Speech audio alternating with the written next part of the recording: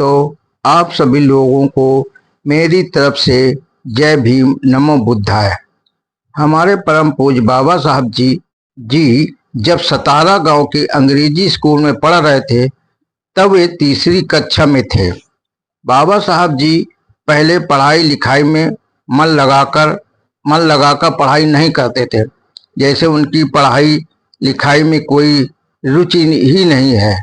उनका मन खेल कूद, घूमने फिरने, शरारत करने, लड़ाई झगड़ा करने में ज्यादा रुचि रखते थे। उसी स्कूल में एक ब्राह्मण अध्यापक थे जिनके नाम के आगे अंबेडकर लगा था। पहले बाबा साहब जी के नाम के आगे अम्बावेडकर उपनाम था, जो बुलाने में बड़ा अटपटा सा लगता था। तो गुरुजी ने कहा कि इससे मेरा नाम अच्छा है। तो ब्राह्मण अध्यापक जी ने एक दिन हाजिरी रजिस्टर में बाबा साहब जी के नाम के आगे भीमराव जी अंबेडकर लिख दिया। तब से बाबा साहब जी भीमराव जी अंबेडकर के नाम से ही पहचाने जाने लगे। जब बाबा साहब जी भीमराव जी अंबेडकर लंदन में एक गोलमेज सम्मेलन में जा रहे थे, तो अंबेडकर गुरुजी ने बाबा साहब को एक बधाई पत्र व शुभकामनाओं से भरा संदेश भेजा था, जिसे पढ़कर बाबा साहब जी बहुत ही खुश हुए थे। कहते हैं कि एक बार पिताजी रामजी सकपाल जी ने गुस्से में कुछ कह दिया था। तब बाबा साहब जी को काफी नाराजगी महसूस हुई थी और मन में निश्चय कर लिया था कि पढ़ाई के साथ साथ मैं कुछ काम भी कर लूंगा, जिससे कि घर की आर्थिक स्थिति को सुधारने में कुछ मदद कर सकूं। जब स्कूल से घर आते थे तो वे किसी न किसी का कुछ काम कर लेते थे। जैसे किसी की बकरियां चराया करते थे, तो किसी के खेत में कुछ काम भी कर लेते थे। एक बार तो उन्होंने सतारा रेलवे स्टेशन में कुली का भी काम किया था। बाबा साहब जी के मन में एक प्रकार की धुन सवार हो गई थी कि मुझे भी अपने परिवार की आर्थिक स्थिति को सुधारने के लिए कुछ काम करना चाहिए। आत्मनिर्भर बनने की चाह पैदा हो गई थी।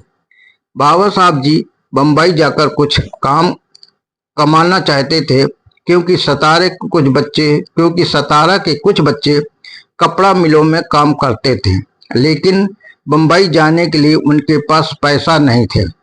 तो एक दिन उन्होंने सोचा कि बुआ जी का बटुआ किसी प्रकार से चुरा लें, लेकिन कोई मौका नहीं मिल पा रहा था। जबकि वे बुआ जी के ही गोद में जमीन पर सोया करते थे। कहते हैं कि बाबा साहब जी ने 3 रातों तक बटुआ चुराने का प्रयास किया था, लेकिन सफल नहीं हो सके। फिर उन्होंने चौथी रात में बटुआ चुरा पाए, लेकिन जब बटुआ खोला तो उसमें मात्र आधा ही आना पैसा था। अब आधे आने में न बम्बई जा सकते थे और न ही और उन 4 रातों की कोशिश ने उनके दिलो दिमाग में बैठ गई कि हमें ऐसा नहीं करना चाहिए था। उन्हें अपने आप से शर्म महसूस होने लगी। बाबा साहब जी कहते हैं कि मुझे नई सोच के साथ नई योजना बनाकर आगे की पढ़ाई करने के लिए तैयारी शुरू करनी चाहिए, और उन्होंने मन में ठान लिया कि अब मुझे काम चोरी नहीं करनी है, उद्दंडता नहीं करनी है, बुरी आदतों को छोड़ देना है और अपनी पढ़ाई पर विशेष ध्यान देना है। जब से उन्होंने अपनी आदतों व अपने व्यवहार में बदलाव शुरू कर दिया, तब और अपनी पढ़ाई की ओर ज्यादा ध्यान देना शुरू कर दिया, तो पहले सभी अध्यापक बाबा साहब जी की आदतों से तंग आकर उनके पिताजी श्री राम जी सकपाल से शिकायत करते थे। लेकिन अब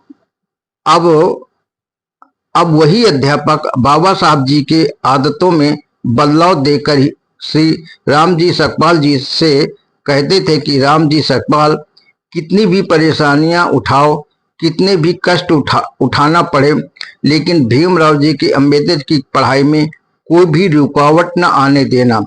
बच्चों की शिक्षा को हर तरफ से पूरी करानी होगी। पिताजी श्री राम जी सकपाल ने अपनी आर्थिक तंगी रहने के बावजूद भी भीमराव जी अंबेडकर की पढ़ाई में कोई रुकावट नहीं आने दिया, क्योंकि वे पढ़ाई के महत्व को अच्छी तरह समझते थे।